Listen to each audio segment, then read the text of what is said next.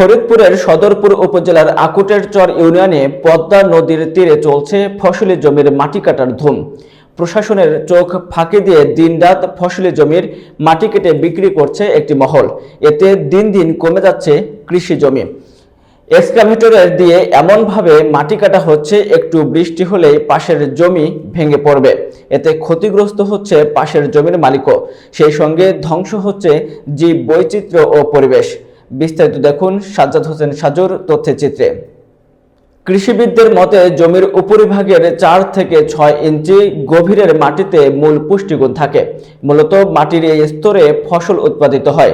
মাটির এই স্তর কেটে নেওয়ার জমির উর্বরতা শক্তি নষ্ট হয়।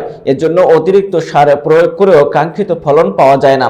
তাছাড়া কৃষি জমির উপরে এই টপ সয়েল হারিয়ে ফেললে তা স্বাভাবিক হতে প্রায় 10 থেকে 12 বছর লাগে। নাম প্রকাশ না করার শর্তে সেখানে উপস্থিত একাধিক কৃষক জানান, অবৈধভাবে মাটি ও বালু কাটার বিরুদ্ধে প্রতিবাদ করতে গেলেই বিভিন্ন ধরনের হয়রানি ও নির্যাতনের শিকার হতে হয়। রাজনৈতিক প্রভাব কাজে লেগে পদ্মার পাড় থেকে রাতের আধারে প্রতিনিয়ত মাটি কাটে তারা। রাতভর চলে তাদের কর্মযজ্ঞ। তাদের কালো হাত অনেক লম্বা, যার দরুন প্রকাশ্যে মুখ খুলতে পারে না অনেক কৃষক।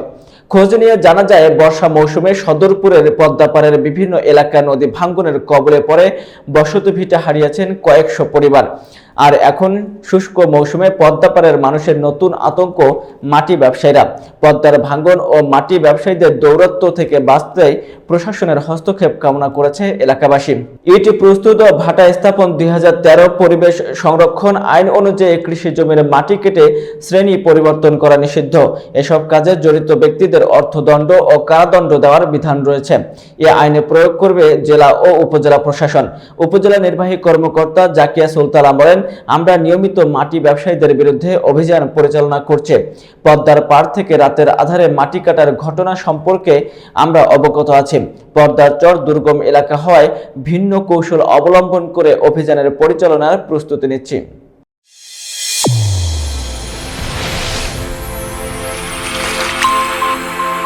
চ্যানেল A1 হৃদয়ের স্পন্দন।